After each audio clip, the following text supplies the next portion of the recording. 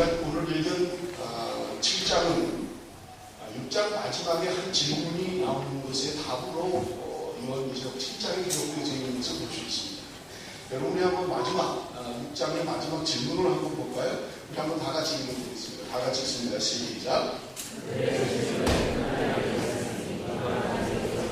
그들의 진노의 큰 날이 이르렀는데 누가 과연 설 수 있겠느냐라는 질문에 대한 답이 오늘 7장에 관한 내용입니다. 여기 진노, 하나님의 진노의 큰 날이라고 하는 것은 하나님의 일곱 인이 떨어지기 시작합니다. 제가 금요일날 철야 때 계시록 5장을 가지고 말씀을 드렸어요. 여기 하나님 보좌에 두루마리가 있는데 일곱 봉인이 되어 있는 그런 두루마리 책이었다. 5장에 관한 내용입니다. 그런데 사도 요한이 이 글을 쓴 요한계시록을 쓴 사도 요한이 보니까 이것을 열 수 있는 사람이 아무도 없어요. 세상 가운데 봉인되어져 있는 이 두루마리 책을 열어볼 수 있는 사람이 아무도 없었거든요. 그것 때문에 사도 요한이 통곡을 합니다. 그때 한 장로가 사도 요한에게 이야기를 해줍니다. 그것을 열 수 있는 사람이 있는데 그것은 유다의 사자 그리고 다윗의 뿌리인 어린 양 예수 그리스도다. 이렇게 답을 해줘요. 그래서 예수님께서 그 일곱 인을 떼시기 시작해 나가는데 그것이 우리 6장에 기록되어져 있는 첫째 인부터 여섯째 인까지 떼는 거예요. 그 6장에 여섯째 인까지 뗀 거예요. 그리고 지금 마지막 질문이 있고 그 다음에 8장부터 일곱 인이 마지막 일곱째 인이 떼어지기 시작합니다. 그러니까 지금 이 7장은 여섯째 인과 일곱째 인이 여섯째 인은 이미 떼어졌고요. 일곱째 인이 떼어지기 직전에 삽입된 그런 내용입니다. 그런데 마지막 질문이 누가 이 하나님의 진노에서 설 수 있는가? 라고 하는 질문 앞에 대한 답이 7장 본문에 대한 이야기인 것입니다. 그래서 여러분 우리가 요한계시록을 쉽게 이해를 하시면 하나님의 진노가 상중적으로 되어 있는 것을 우리가 볼 수 있어요. 그것이 6장에 나오는 하나님의 일곱 인, 첫째 인부터 일곱 인까지 떼어지는데 마지막 일곱 인이 떼어질 때 그 다음에 첫째 나팔이 시작돼요. 그래서 연결됩니다. 그래서 나팔이 또 첫째 나팔부터 내하루다가 일곱째 나팔이 불 때 또 첫째 대접이 열리게 됩니다. 그래서 삼중적으로 되어 있어요. 일곱인, 일곱 나팔, 일곱 대접 이렇게 하나님의 진노가 삼중적으로 되어 있는 것을 우리는 볼 수 있는 것입니다. 그런데 오늘 이 7장에 관한 내용을 우리가 함께 은혜를 나눌 건데요.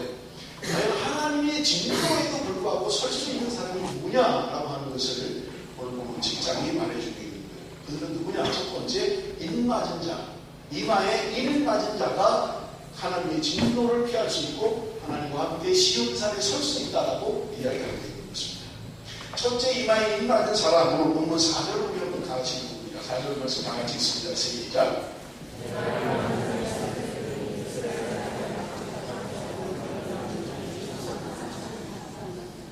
여러분 요한계시록에 굉장히 많은 상징들이 있는데 가장 많이 오해도 하고 이게 이단들도 많이 나오는 게 바로 오늘 이 본문 4절의 말씀이에요. 14만 4천 명이 도대체 누구냐 하는 거예요. 이 14만 4천이 어떤 사람이냐에 따라서 이단도 되고 정설 교단의 이론도 되는 것입니다. 여러분 이 인 맞았다라고 하는 것은 에베소서 1장 13절에 보면 그 안에서 너희도 진리의 말씀 곧 너희의 구원의 복음을 듣고 그 안에서 또한 믿어 약속의 성령으로 인치심을 받았다 이렇게 얘기합니다.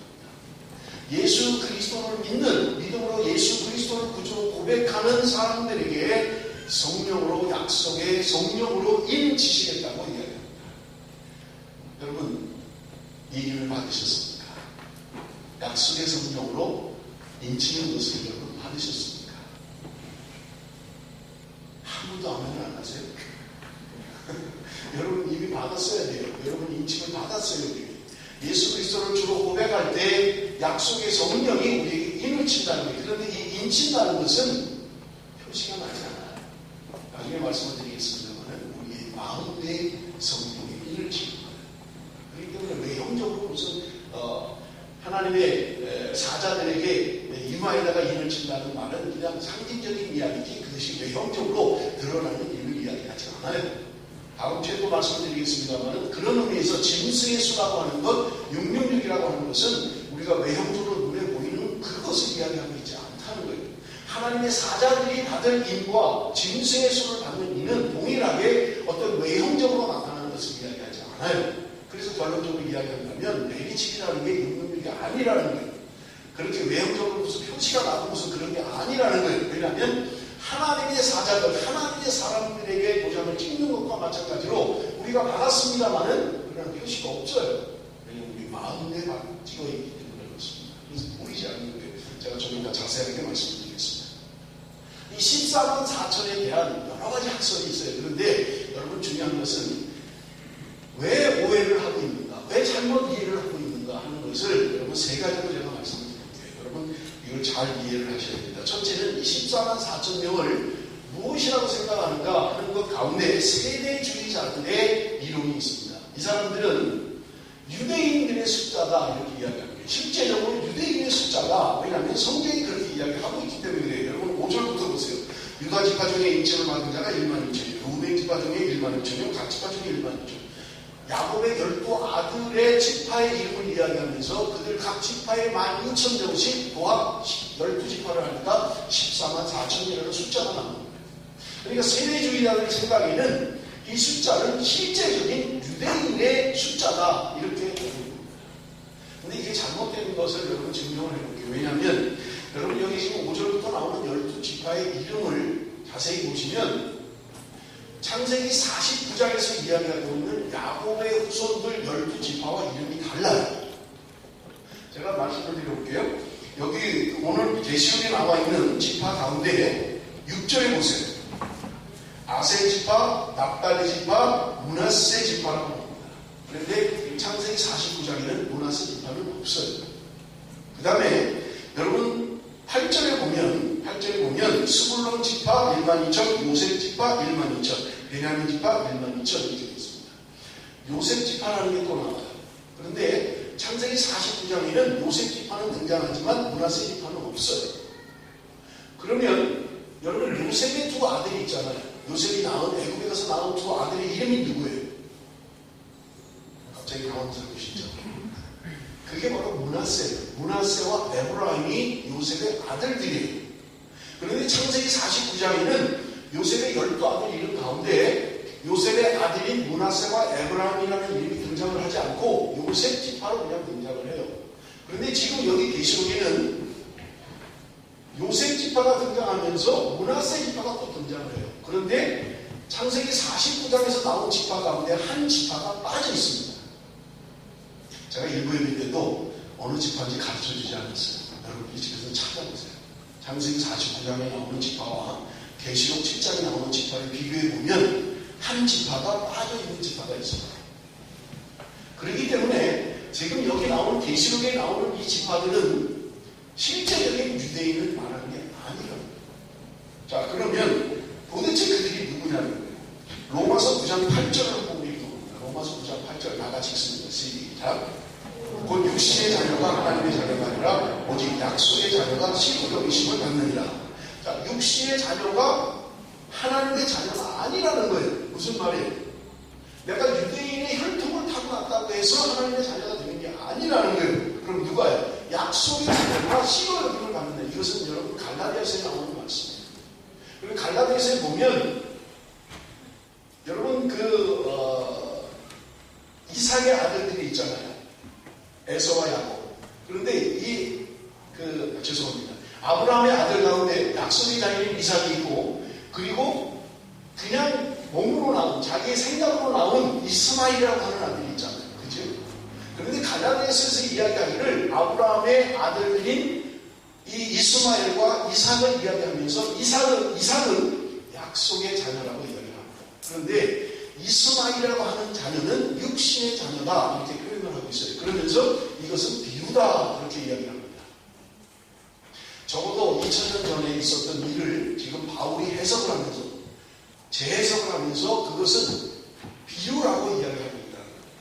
실제적인 인물이었음에도 불구하고 이것은 비유로 이야기를 하고 있다는 말입니다. 그렇기 때문에 지금 이들은 세대주의자들이 이야기하는 실제적인 유대인이 아니라는 것. 그 증거가 또 하나 있는데 뭐냐면 지금 현재 이스라엘 사람들은 지파 개념이 없어진 지 오래입니다.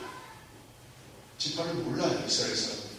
또 그 그 당시에 성경이 쓰여질 당시에는 부계였습니다. 부계 혈통을 이어내려갔어요. 아버지 혈통을 이어내려갔어요. 그런데 지금은 이스라엘 유대인들은 부계 혈통을 따르지 않습니다. 모계 혈통을 따라요. 제가 언젠가 여러분에게 설교하면서 말씀드렸을 거예요. 아버지인 유대인과 이방인인 여자가 결혼을 하면 그 사람은 유대인으로 치지 않아요. 아버지가 유대인임에도 불구하고 어머니가 다른 나라 사람이면 그 사이에서 태어나는 자녀를 유대인으로 취급하지 않는다.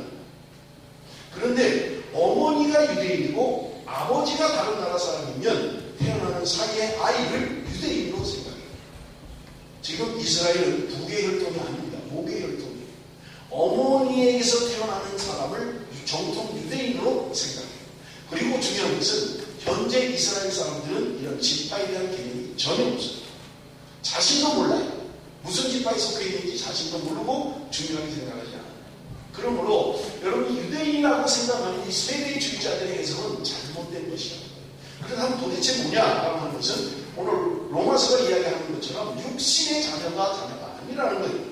영적인 자녀가 참된 이스라엘이고 참된 유대인이라고 성경은 분명하게 이야기하고 있다는 것을 우리는 깨달을 수 있습니다.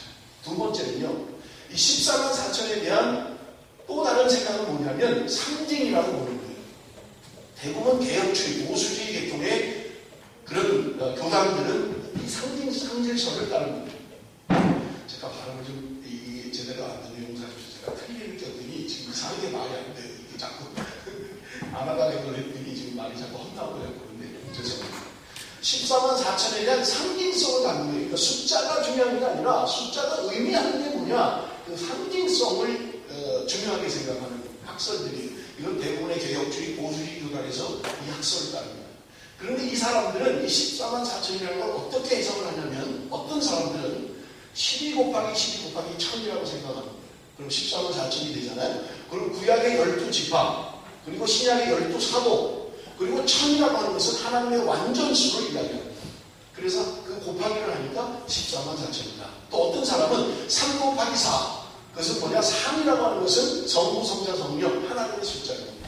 그리고 4는 인간의 수예요. 동서남북 온 만물을 가리켜요. 그래서 3 곱하기 4는 12고 거기다 완전수인 12를 곱하니까 14만 4천이 된다. 곱하기 1000을 합니다.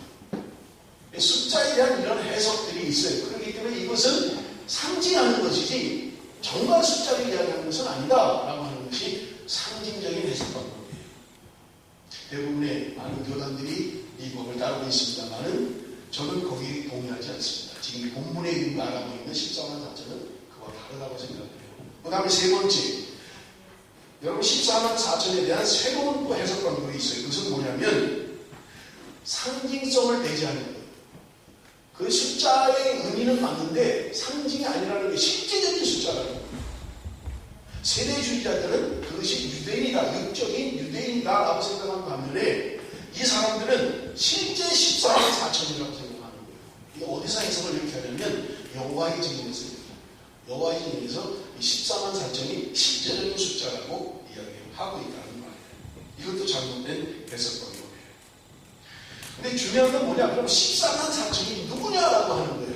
근데 오늘 본문에 보면, 여러분 7장 9절에 보면, 2일 후에 내가 보니 각 나라와 족속과 백성과 가문에서 아무도 능히 셀 수 없는 큰 무리가 나와 흰 옷을 입고 손에 종려가지를 들고 이렇게 나오고 있잖아요.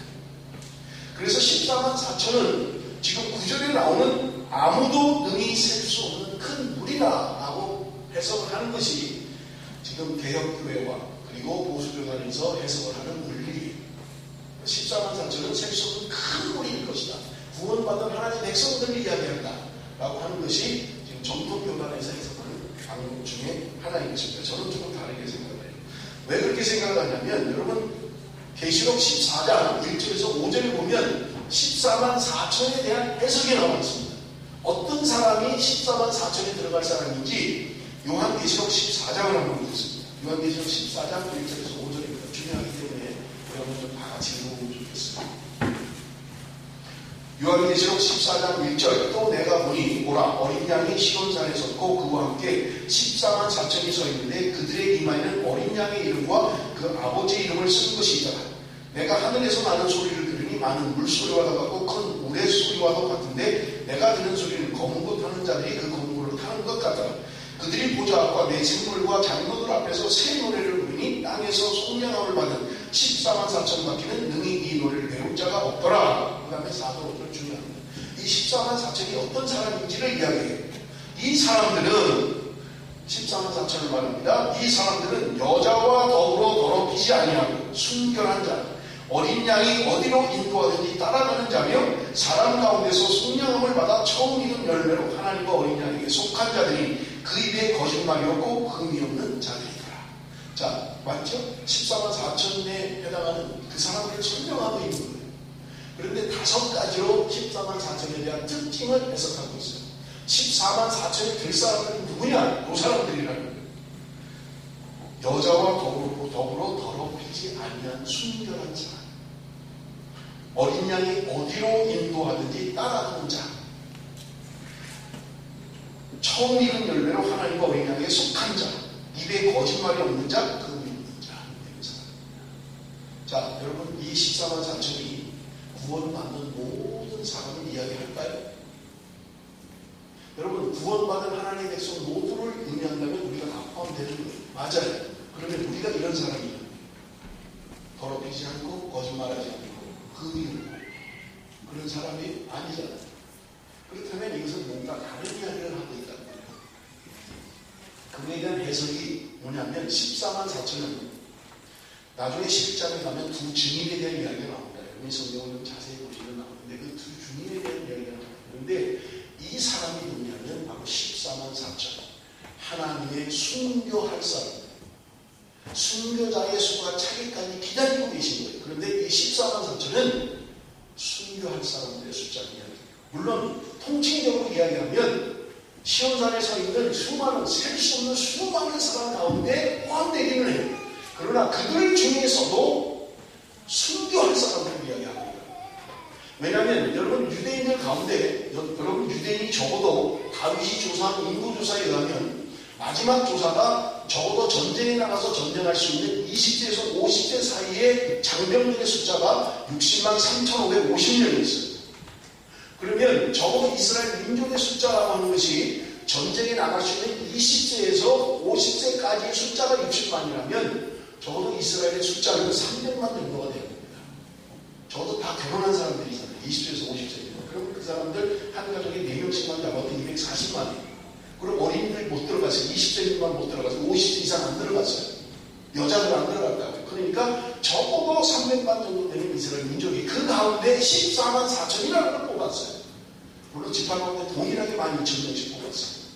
이것은 마지막 때 하나님의 복음을 전한 11절에 보면 작은 두루마리를 먹고 입에는 담배 속에는 쓴 하나님의 복음을 증거할 사람들, 그리고 마지막에 순교하는 두 증인이 순교당합니다. 짐승에게서 죽게 돼요. 하나님의 말씀을 전하다가 순교할 사람들의 숫자가 아닌가, 저는 그렇게 생각합니다. 14만 4천은 그 흰옷 입은 무리들, 전부 다 셋없는 무리가 아니라 14만 4천이라고 하는 숫자는 하나님의 복음을 전하다가 정말 정결하고 순결한 사람들, 하나님의 복음을 전하다가 순교할 사람들, 그 사람들이 14만 4천이 아닌가, 그렇게 저는 생각합니다. 많은 이단들이 이 14만 4천이라는 걸 가지고 우리 안에 들어와야만 구원받을 수 있다. 여호와의 증인 안에 들어와야 14만 4천으로 구원받을 수 있다라고 이야기하는 것은 이단이에요. 성경이 잘못해서 그런 것입니다. 여러분, 우리는 예수를 믿긴 믿지만 그렇게 살지는 못하는 우리들도 구원받아야 이미 성령으로 인침을 받은 사람들이, 이 사람들은 14만 4천과 함께 시온산에 셀 수 없는 수많은 우리들이 흰옷을 입고 주님과 함께 찬양을 하게 될 것입니다. 그래서 저는 14만 4천은 그냥 다 똑같은 개혁주의에서 해석하는 그런 숫자라고 생각하지 않아요.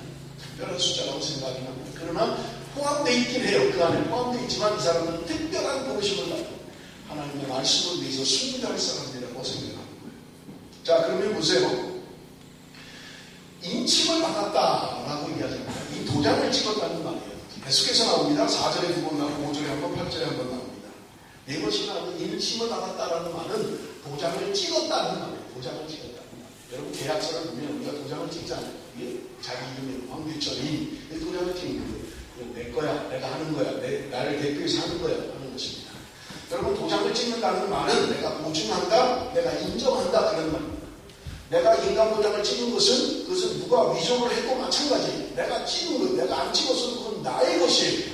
그래서 사람들이 위조를 해서 뭐 인감 도장을 뭐 훔쳐서 이렇게 찍고 거래하고 이러고 하잖아요. 그것처럼 도장을 찍는다는 말은 보증한다는 거예요. 내가 인정한다는 말입니다. 그런데 옛날 로마 시대 때는 실제로 도장을 찍었어요. 로마 황제였던 시저는 포로들을 잡아오면 도장을 찍었는데 이마에다가 도장을 찍었어요. 인두로 V자라고 하는 걸 만들어서 불에다가 달궈가지고 노예들에게 이마에다가 V자를 찍었어요. 이것은 황제의 소유다. 이 황제의 노예다.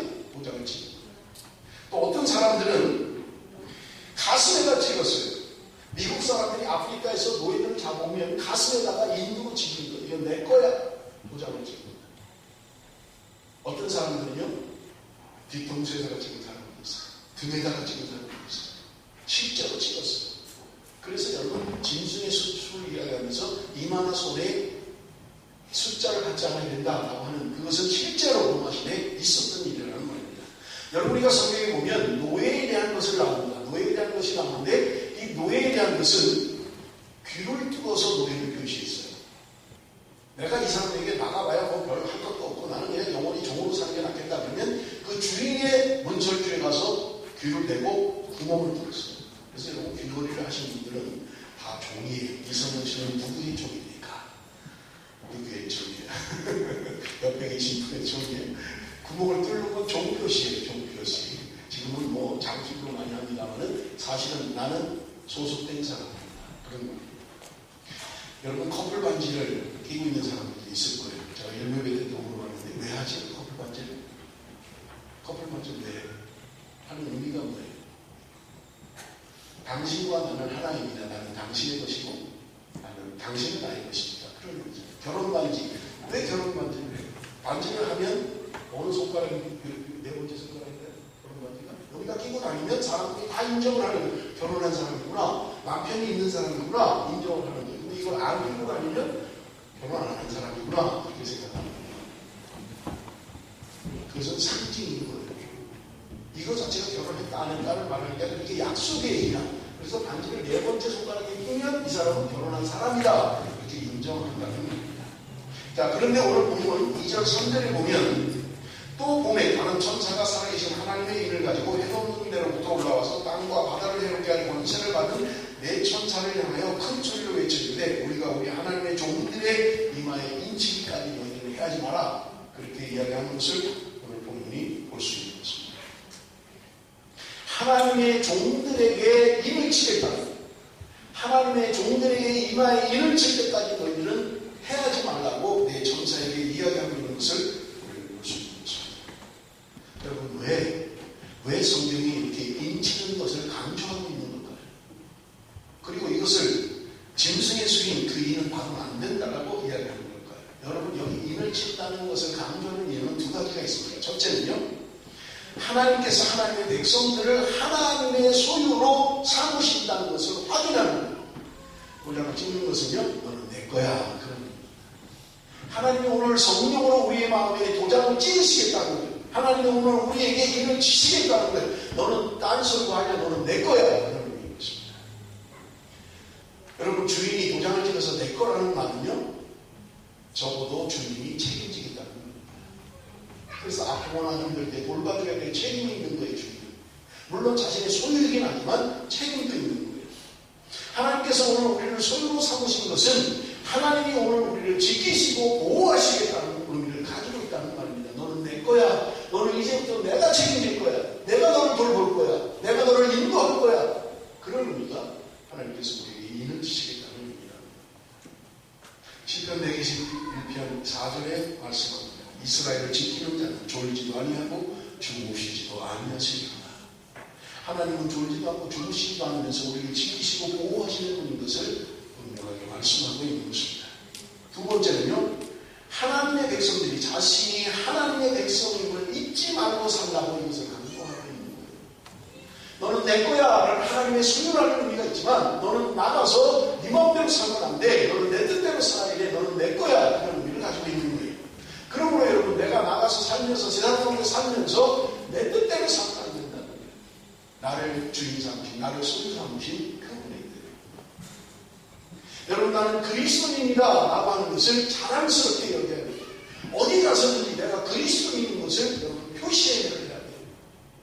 사람들이 내 삶을 보면서 쟤는 믿는 거야 안 믿는 거야 그렇게 해서 곤란하다는 거예요. 분명하고 확실하게 저 사람은 예수 믿는 사람이야, 그리스도의 사람이야, 그리스도인이야 라고 하는 분명한 인식을 가지고 살아야 된다. 그런데 불행하게도요, 현대 그리스도인들이 자기 정체성을 표시하고 싶어 하지 않아요. 예수를 믿는 건지 안 믿는 건지,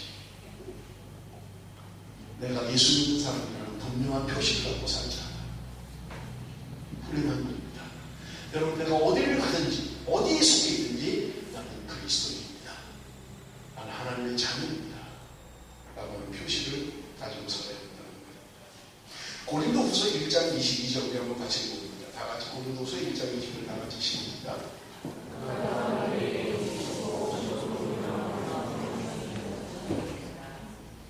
말씀을 다 보이나요? 너무 흐린 것 같은데 좀 진하게 해줍니다. 그가 또한 우리에게 인치시고 오줌으로 우리 마음에 성령을 주셨느니라. 하나님께서 인치시는 것은 우리의 겉 외형의 육체에다가 인을 치시는 게 아니라는 말입니다. 하나님께서 우리의 마음의 성령으로 인을 치시겠다고 말씀하는 겁니다. 그러면 묻겠습니다. 하나님이 도장을 찍으신 이유 여러분에게 있습니까?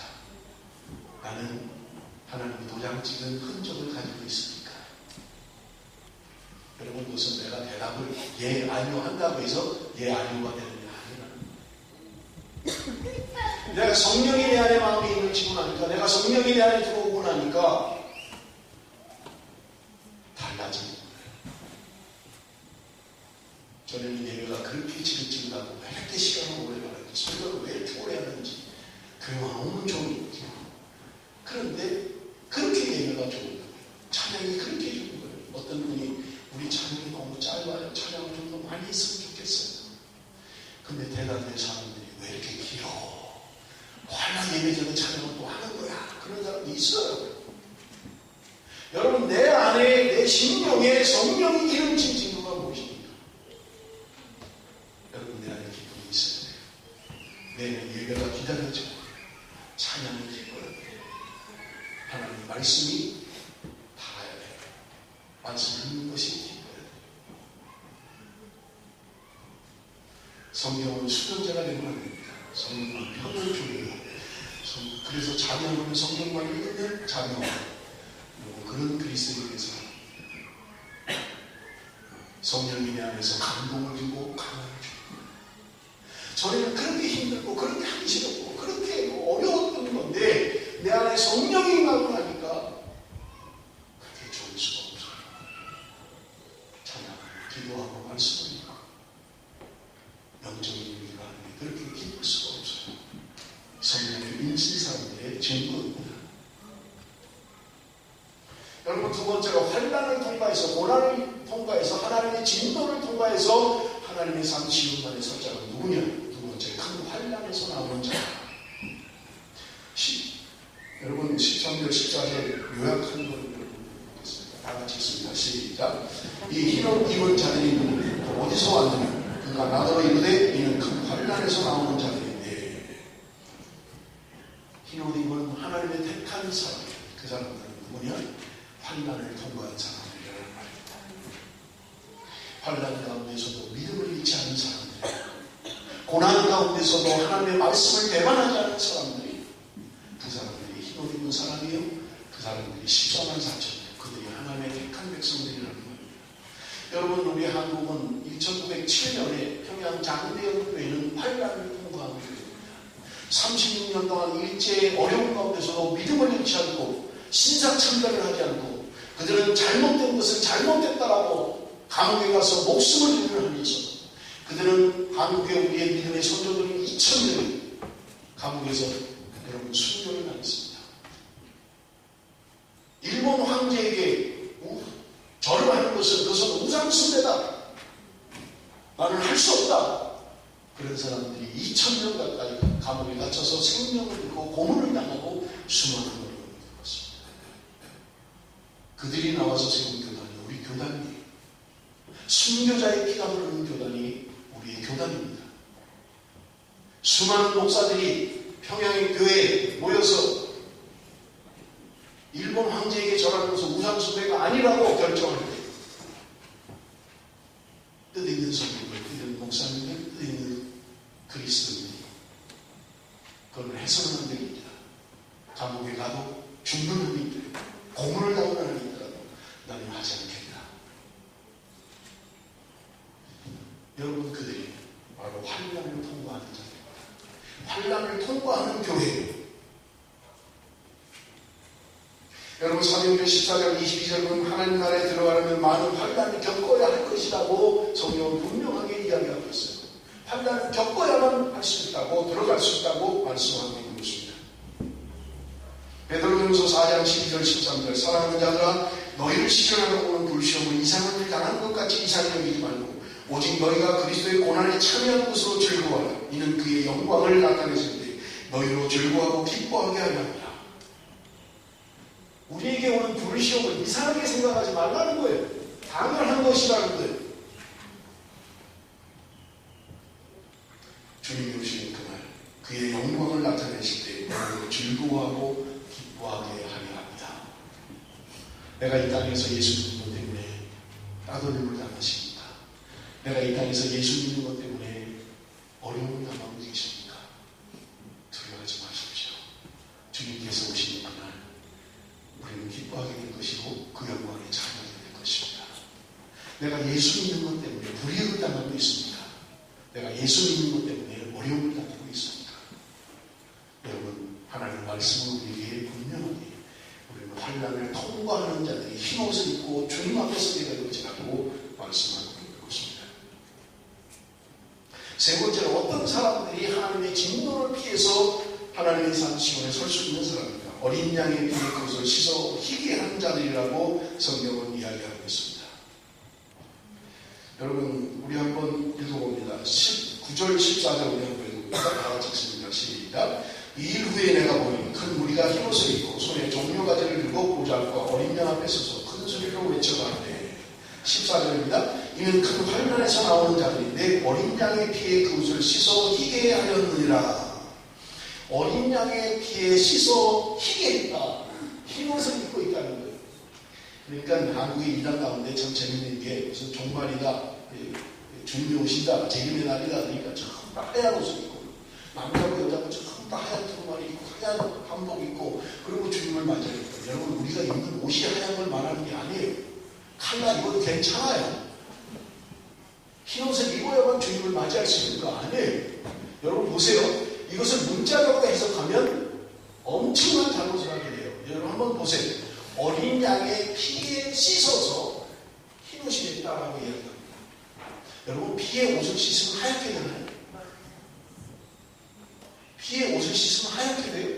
절대로 그렇지 않아요. 피에 옷을 씻으면 붉게 됩니다. 그런데 성경이 이야기하기를 피에 씻어서 흰옷을 입으라는 거예요. 흰옷은 예수 그리스도 어린 양의 피로 씻은 자들이 입는 옷이라는 거예요. 여러분, 이것은 문자적으로 이야기하는 게 아니에요. 뭘 이야기합니까? 그리스도인의 정결함, 깨끗함, 순결함을 이야기해 주는 거예요. 예수 그리스도의 피로 정결케 되는 하나님의 백성들, 예수 그리스도의 피로 말미암아 구원받고 우리의 죄를 해결받은 하나님의 백성들, 그 사람들이 영광스러운 영적인 모습으로 우리가 하얀 옷을 입고 있더라고요. 물론 진짜 하얀 옷을 입는지 저는 잘 모르겠어요. 뭔가 입긴 입어야 되는데 어쨌든 여러분, 천국에 옷 입는 게 의미가 중요하지 않아요. 여러분, 아담과 하와가 에덴동산에 있을 때 다 벌거벗고 있었잖아요. 그래도 그들은 전혀 이상하지 않았다. 천국에 무슨 비단 옷을 입느냐, 칼라를 입느냐, 하얀 옷을 입느냐 중요하지 않아요. 어떤 옷을 입든 중요하지 않아요. 벌거벗고 있어도 괜찮아요. 우리가 생각하는 그런 나라가 아니에요. 하나님의 나라가 천국이 우리가 생각하는 그런 나라가 아니라고요. 이걸 문자적으로 해석합니다. 어린 양의 피에 빨아서 어떻게 그게 하얀 옷이 되냐. 그래서 이건 상징이에요. 우리의 정결한 그리스도인의 순수함을 이야기하고 있는 것입니다. 여러분, 이 흰옷을 입은 사람들은 누구입니까? 여러분, 오늘 본문 9절에 보니까 그 셀 수 없는 많은 사람들입니다. 이 땅에 예수 그리스도를 믿고 지금까지 여러분 수없이 셀 수 없는 수많은 사람들, 나라와 족속과 백성과 방언에서 누구도 셀 수 없는 모든 민족, 모든 나라, 모든 열방, 예수 그리스도를 믿는, 그것이 백인이든 그것이 검은 사람이든 황인족이든 남자든 여자든 나이가 많든 적든 어느 나라 많이 배웠든 배우지 못했든 모든 민족, 모든 열방이 예수 그리스도를 믿는 그 사람들이 어느 날 함께 오게 될 것입니다. 성경은 그것을 우리에게 이야기해 주는 거예요. 그들의 손에 종려가지를 든 무리들이었다 이야기합니다. 종려가지를 들었다는 거예요.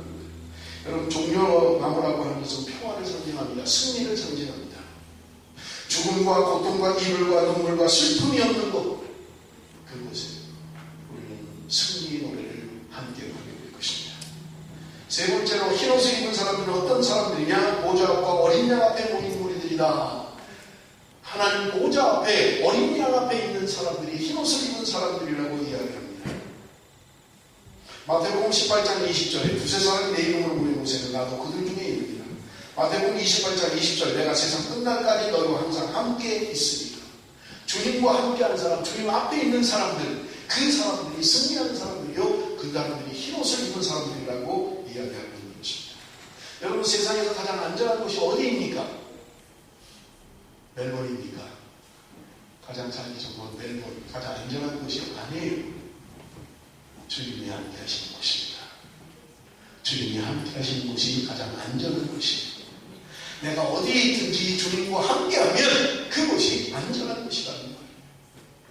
내가 아무리 평화로운 곳에 있어도, 내가 아무리 좋은 곳에 있어도, 내가 아무리 좋은 경치 가운데 있어도 주님이 함께하지 아니하시면 그것은 지옥입니다. 내가 주님과 함께할 때 아무리 힘든 곳에 있더라도 그것은 가장 안전한 곳이에요. 여러분, 그들이 무슨 찬양을 하고 있습니까? 시간이 많이 가서 제가 좀 빨리 정리하겠습니다. 10절 말씀 한번 같이 읽습니다. 10절 말씀 나같이 시작. 큰 소리로 외쳐가되 구원하시니 보좌에 앉으신 우리 하나님과 어린 양에게 있도다 하니. 그들이 찬양하는 내용을 보십시오. 그들은 이야기합니다. 구원하시니 보좌에 앉으신 우리 하나님과 어린 양에게 있다. 찬양이 있죠? 이 찬양이 있죠. 구원하시니 보좌에 앉으신 우리 하나님과 어린 양께 있도다. 구원하시니. 그런 찬양이죠. 그냥 성경 구절 그대로 한 거예요. 너무 좋은 것 같아요. 성경 구절을 그대로 찬양. 여러분, 구원은 예수 그리스도, 그분의 피로 구원받지 않고는 누구도 구원받을 수가 없어요. 여러분, 많은 사람들이 이야기합니다. 기독교는 왜 이렇게 편협해? 왜 이렇게 백성이야? 왜 자기들만 구원받는데? 아니에요. 맞아요. 길이 없습니다. 사도행전 4장 12절에 분명하게 말씀합니다. 우리에게 구원 얻을 만한 다른 이름을 주신 적이 없다라고 이야기합니다. 예수 그리스도께서 요한복음 14장 6절에 이야기합니다. 내가 길이요 진리요 생명이라고 이야기합니다. 나로 말미암지 아니하고 아버지께로 갈 자가 아무도 없다고 이야기합니다. 여러분, 다른 길이 없어요. 왜 그렇게 기독교는 편협해? 그저 뭐 예수 믿고 구원받으나, 뭐 불교 믿고 구원받으나, 모슬렘 믿고 구원받으나 다 똑같은 거 아니에요. 아무거나 믿어서 구원받는 게 아니에요. 오직 예수 그리스도, 그분이 흘리신, 어린 양이 흘리신 그분의 보혈이 아니고는 아무도 구원 얻을 방법이 없어요. 그러니까 기독교가 독선이라고 이야기하는 거예요. 괜찮아요. 독선이라는 소리를 들어도 괜찮습니다. 왜냐하면 다른 일이 없기 때문에 그래요. 여러분, 기독교인들이 가장 신앙생활에서 어려운 게 뭐예요? 그렇게 교회 가면 맨날 죽고 다음 얘기를 자꾸 할까? 지금 여기 현실이 중요한데, 여기 지금 사는 게 중요한데, 여기 먹고 사는 게 중요한지 왜 자꾸 뭐 죽은 다음에 무슨 그 얘기를 자꾸 할까? 여러분, 제가 군에서 제대하고 나니까 예비 훈련을 받을 때 1년에 한 번씩 4박 5일 동안. 여러분, 4박 5일 동안 받는 예비 훈련이 중요합니까? 아니면 365일 훈련 끝나거나 360일이 중요합니까? 360일이 중요해요. 4박 5일보다. 월요일날 들어갔다 금요일이 나와요, 거기. 그 다음에는 회사 다녀야 되고요. 일해야 돼요. 360일 동안 살아야 돼요. 여러분, 군대 갑니다. 요새는 한 2년도 안 가는 것 같아요. 뭐 대통령들만 대거 자꾸 죽인다고 그래서 뭐, 저는 뭐 3년에서 2달 뺀 33개월 모르는 군대 생활을. 여러분, 인생 80 가운데 군대 생활 3년 중요합니다. 그렇지만 군대 생활보다 사회 생활을 더 오래 하는 거예요. 그런데 군대 생활 있는 거, 예비군 훈련받는 거 다 나 필요 없어. 나 끝나고 난 다음에 상관없어. 난 그냥 지금 여기 즐기고 여기서 그냥 먹고 마시고 놀 거야. 나 필요 없어. 월요일부터 금요일까지 예비군 훈련받는 동안 내가 여기 충실하거나 끝이야. 없어. 그다음 그게 지혜로운 사람이 끝나고 나면 바로 일 가야 되는 거예요. 군대 마치고 나면 뭐 계속 영원한 군인이 아니에요. 군대에서 장교면 나와서도 장교가 아니에요. 군대에서 사병이면 나와서도 사병이 아니에요.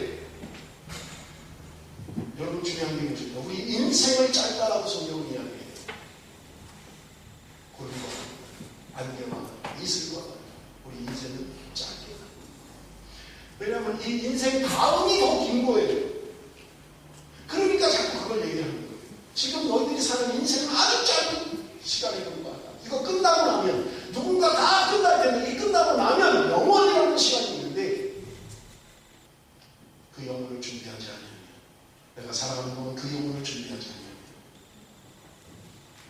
우리는 영원한 불타는 지옥에 들어가게 된다. 우리 성경이 이야기하는 거예요. 원색적이라도 할 수 없어요. 그것이 사실이니까요. 그러니까 그걸 강조하는 너는 지금 예비군 훈련받는 게 중요하지 않아. 그 다음이 너에게 더 중요해. 360일 동안 어떻게 살 거냐가 더 중요하다.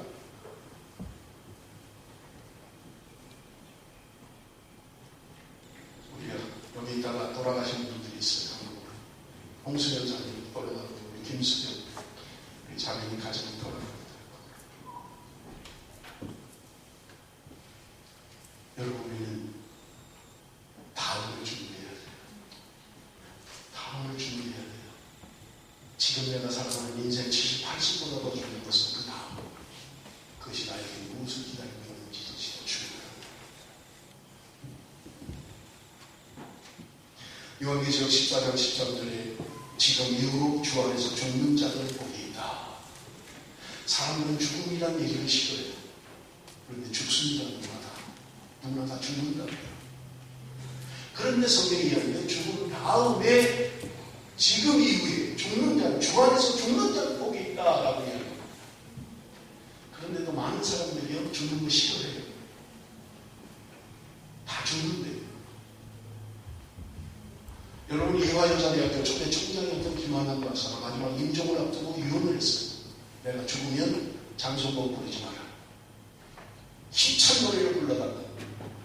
나는 이제 이 땅을 떠나서 영원히 내가 소망하고 기다리는 주님의 나라에 주님과 함께 나는 영원히 살 것이다. 그런데 왜 슬픈 노래를 부르는 거예요? 기쁜 노래를 불러달라. 힘찬 노래를 불러달라. 나는 이제 주님에게 가는 내가 평생 소망하고 내가 평생 기다리고 내가 그토록 원했던 그 주님의 품으로 가는 거예요. 여러분 그런 소망이 있습니까? 주님을 소망하십니까?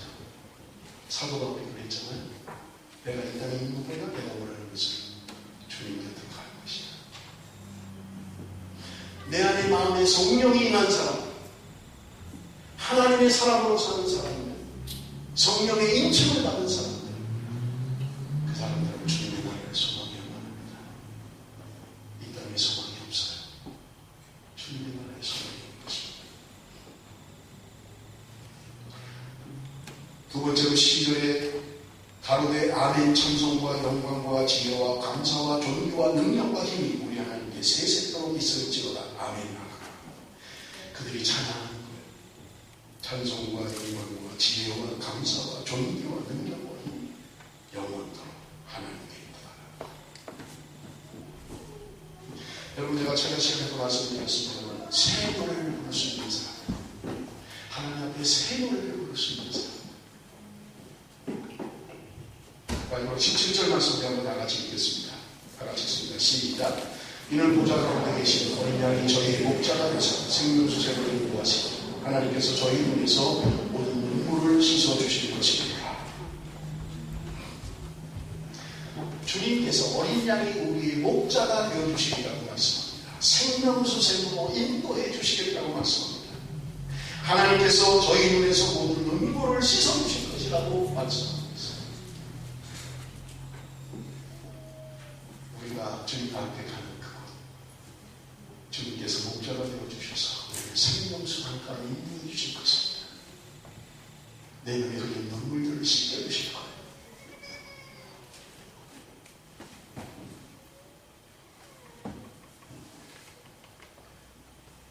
이사야 49장 10절 그들이 죽거나 목마르지 않을 것이며 더위와 볕이 그들을 상하지 않으니 이는 그들을 긍휼히 여기는 자가 그들을 이끌되 샘물꾼으로 인도할 것입니다. 요한계시록 21장 4절 모든 눈물을 그물에서 씻기시니 다시 사망이 없고 애통하는 것이나 곡하는 것이나 아픈 것이 다시 있지 않으니 처음 것들이 다 지나갔습니다. 아멘. 우리 김현정 집사님이 아버님 장로님이 돌아가셔서 장례식을 지키고 오셨어요. 너무 슬퍼할 거 없어요. 주님의 나라 가신 거예요. 하나님 나라 가신 거예요. 우리도 가야 돼요. 그곳에서 만나면 돼요. 이 땅에서 다시 못 만나는 것 때문에 슬퍼하긴 합니다만은 그러나 우리는 분명히 다시 만나게 될 것입니다. 주님의 나라에서 우리는 그것을 소망해야 돼요. 말씀을 정리하겠습니다. 하나님의 산 지온산에 설 수 있는 흰옷을 입은 사람들이 누구입니까? 성령으로 마음의 인침을 받은 사람들입니다. 환난을 통과하는 사람들입니다. 어린 양의 피로 정결케 한 사람들이 하나님의 산 지온산에 설 수 있다고 이야기합니다. 언젠가 우리는 주님 앞에 서게 될 것이고요. 수많은 셀 수 없는 수많은 우리가 살아오고 과거에도 그리고 현재에도 미래에도 예수 그리스도 안에서 어린 양의 피로 씻은 수많은 하나님의 백성들이 언젠가 함께 시온산에 모여 찬양하게 될 것입니다. 이 땅의 노래가 아니라 새 노래로 제가 때 말씀드렸습니다만 새 노래는 새 곡조를 말하지 않아요. 새 마음으로 된 노래, 새 마음으로 부르는 노래, 그 노래가 새 노래인 것입니다. 사랑하는 성도 여러분, 그날을 소망하면서 오늘도 우리가 주님 은혜 아니에요. 그리고 승리하는 종려가지를 들고 하나님을 찬양하는 삶을 살